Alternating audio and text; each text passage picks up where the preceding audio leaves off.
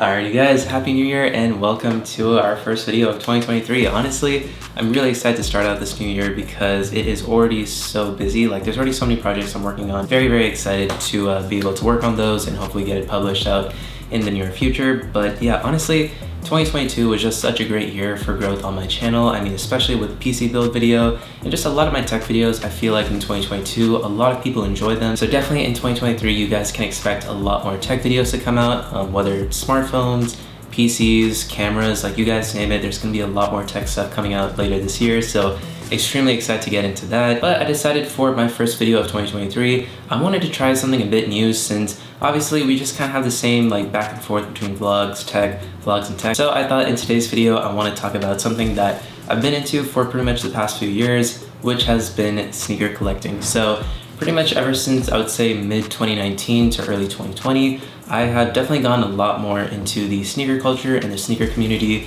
and just to be able to understand kind of the stories and the history behind a lot of shoes, their silhouettes, their designs, the people behind it, because not only is it something that I can collect shoes for myself, but if I ever do get the time to collect certain sneakers that I probably don't want to wear personally, I can go and sell it to either some of my friends or put it online. So it's also a great side hustle on the side. Getting that out of the way, I really am interested to showing you guys my sneaker collection, which if I had to put a value and kind of like how much it's worth right now, majority of my personal sneaker collection is probably around $9,000 to almost $10,000. So definitely a lot, but there are a couple of disclaimers that I want to put at first so that way you guys don't get anything twisted. And the first foremost being so that all of my pairs are authentic. I don't buy fake sneakers. For me, if I don't get my hands on a personal sneaker, I honestly will just do my best to get over it and just kind of wait for the next sneaker release to happen, because always down the line there's going to be another shoe that people are crazy about or there's going to be a lot of hype behind. So you might as well just wait for the next big thing to come out rather than trying to be stuck into the past. But again, that's just my thoughts on the whole thing about,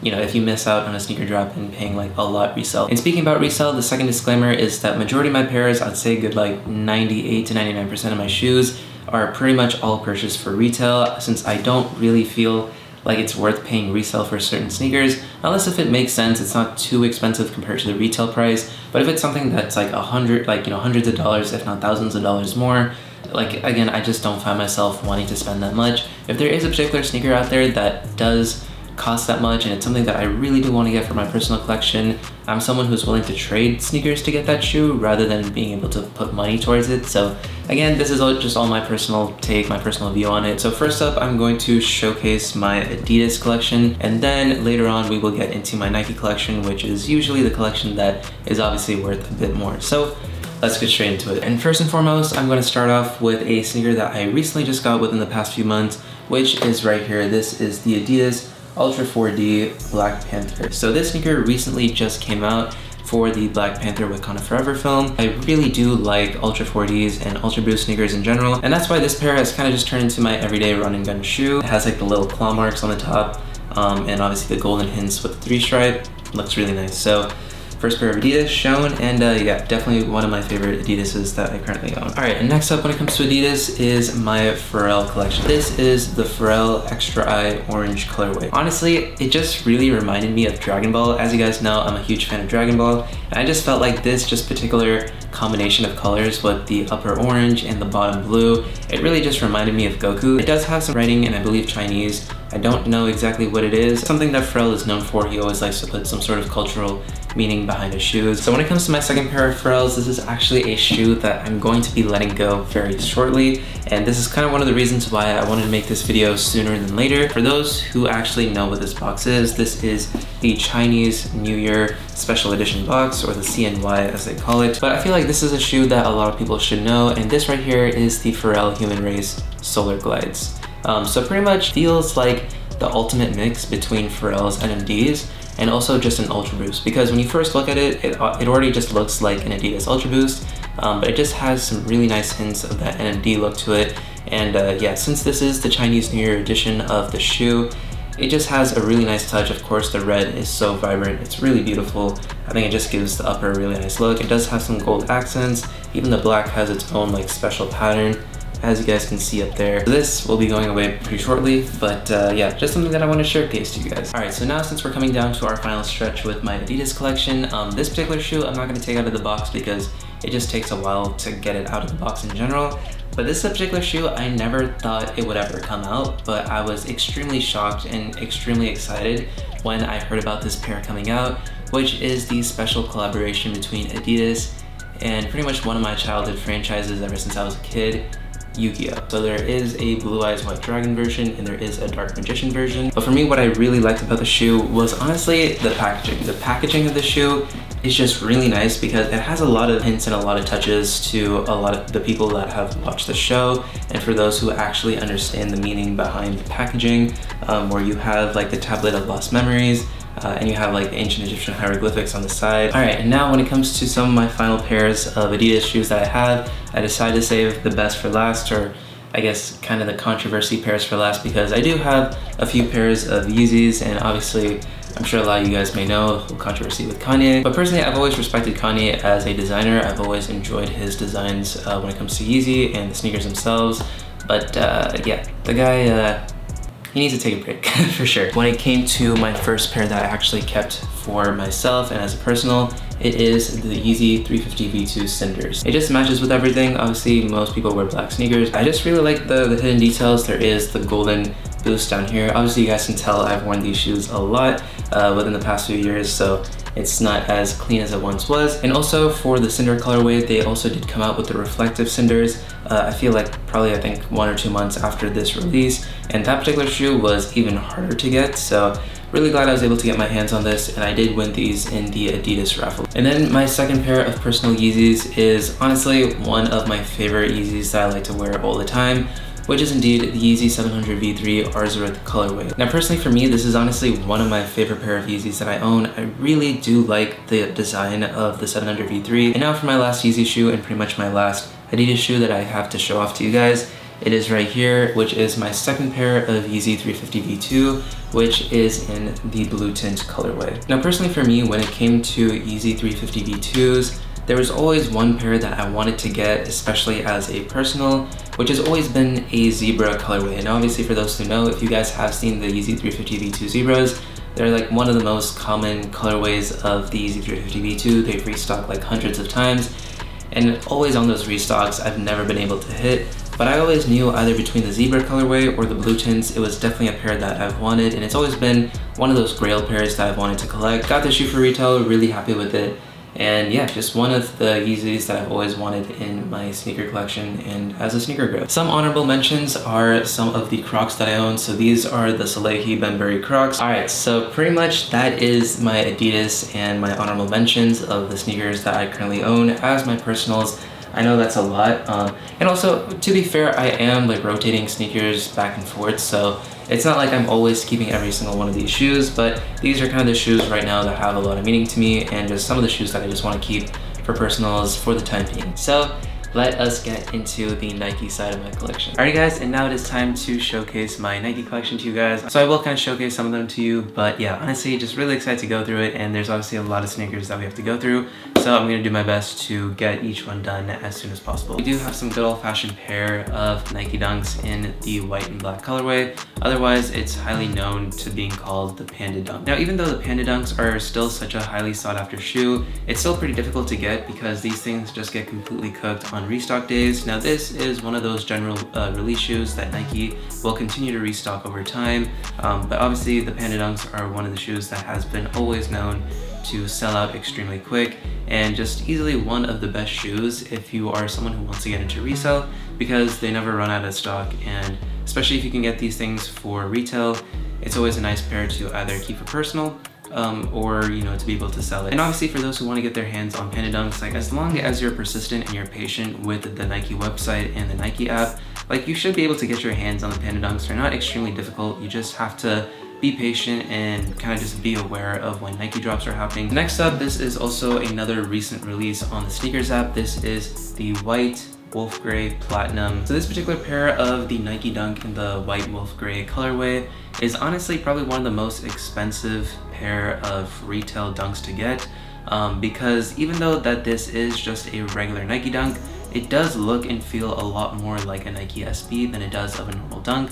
Now for those who know, there is obviously the regular Nike Dunk Low and there is the Nike SB Dunk Low. So pretty much between the two, they are very similar in the way they look, but the SBs are usually a lot more thicker and they use a bit higher quality material to the overall design, and it's usually kind of designed after a lot of skateboarders, or pretty much it has a very unique design to them, whereas Nike Dunks are kind of just more of a general, just standard color blocking, but with a similar silhouette. It does come with like more of a rope lace, like a very thin rope lace, but personally I didn't really like that lace because I felt like it was just gonna break at any moment, so I decided to replace it with this white lace, and I think it looks a lot better in my opinion. I like the way it looks. Just feel like it was a bit overpriced for what you're getting. And continuing on the dunk train, we do have 2 more dunks that I want to show you guys, and one of them being something that I actually got off of eBay, which is the Nike SB St. Patrick's Day. Now this particular shoe, again, as I mentioned, since my birthday is on St. Patrick's Day, it was just something that when I first saw it, I think it just looks really awesome, especially with that golden swoosh. It already has pre-laced with a green lace, but it does also include a white lace. So I feel like once I start wearing these, I'm probably gonna be putting the white lace, so that way it gives it a bit more contrast and I think it'll look a lot better. But it does have a gum outsole, but also for a lot more of my expensive sneakers, you guys can tell that I did put some sole protection on them because, especially for my more expensive sneakers, I definitely do want to increase and save its lifespan rather than it depleting over time, and also it definitely does save the value of your shoes. But also speaking about my birthday, especially last year, I was working at Intel, and around the time that I left my internship at Intel, it was actually around the time of my birthday. So a lot of the people on my team knew that I was into sneakers, and they actually all thought, and it was a really nice touch, but they all decided to kind of pitch in and help me out get a pair of shoes for my birthday. And one that was on my mind was the Ambush Dunk High in the lime colorway. I've always been a fan of the Nike Off-White Volts, especially that Air Force One.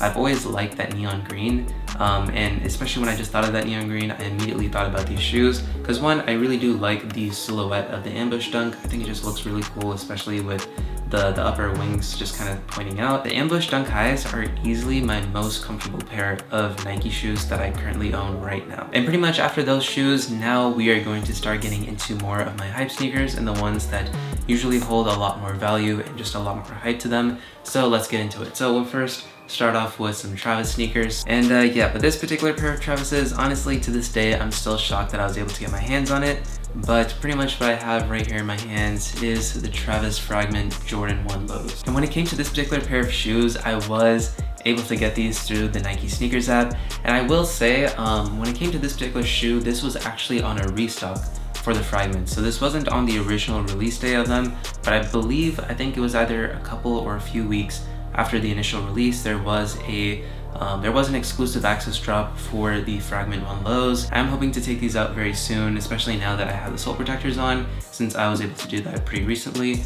I'm hoping that now I'll be able to start taking these a lot more outside, so very excited. All right, and now continuing with Travis's, you guys may be confused that these things are wrapped in bandanas, but this is actually how the sneaker comes, so I will unwrap one of them. But this is the most recent release of the Travis 1 Lows, which we have right here in the black Phantom colorway. Especially since you can swap it out with a red lace, I think it'll definitely make the shoe stand out quite a bit more. So really happy I got my hands on this one. I know it's not a crazy hype pair, but again, I really do like this shoe. I think it just works really well. I love the white stitching. It does have some nice suede. It does have a little bit of that fuzzy outer look to it. But yeah, overall build quality and just look wise, I think it looks really good. Again, some people don't like it, but I like it. All right, so now let's get into my Jordan 1 High. This particular shoe I've been wanting to get for a while as well, especially since this is tied to Marvel. And for me, I am a huge Spider-Man fan. I do have a Spider-Man facial right here, so you guys can tell I'm a pretty big Spider-Man fan. And I remember when I first saw this pair back in 2018, I knew I just needed to get these later down the line. And honestly, was able to get this for a really good price. But right here we have the Jordan 1 Highs in the origin story colorway from Spider-Man Into the Spider-Verse. 3M dots on the sneaker is actually to represent pretty much the animation details that they use in order to animate Into the Spider-Verse, because it kind of gives a bit more of a homage to the way how they used to draw the cartoons back in the day. So they're kind of just using that same design on this particular pair of sneakers. And another reason why I truly love this pair of sneakers is that it's already in a Chicago colorway, which is just really cool. Now this isn't the same shoe that Miles Morales in the movie is wearing. He's actually just wearing a regular pair of Jordan 1 Chicagos, and I think Sony and Nike did a really good job in designing a really good sneaker that I think best represents Miles Morales in a really good way, and especially in that Chicago colorway, I think it looks really good. And also, I do believe there is going to be another Jordan 1 High for that particular film that there's already leaked images for, and I'm excited to see that pair of shoes as well. And obviously, since we're on the topic of Chicago colorways, a lot of us in the sneaker community and just sneakerheads in general know about a new recent sneaker that just everyone just needed to get. It was pretty much just a classic, and obviously the OG 1985 Chicagos, which were reimagined in late of 2022 in November, that luckily I was able to hit on the sneakers app on my personal account, which we have right here, which is indeed the Jordan 1 High Lost and Found. For the Jordan 1 Lost and Founds, there is over 500,000 pairs of this particular colorway. A lot of people thought that it was gonna be very easy to get, but quickly a lot of us realized on release day, this was a very strange and crazy release because this sold out easily within just a couple of minutes, which no one even thought of because one, there's a super high stock, but I think a lot of people just undersold the amount of demand that people wanted because a lot of people were already like having that mindset like, oh, I need to get 2 to 3 pairs of this because it's just gonna be so easy to get.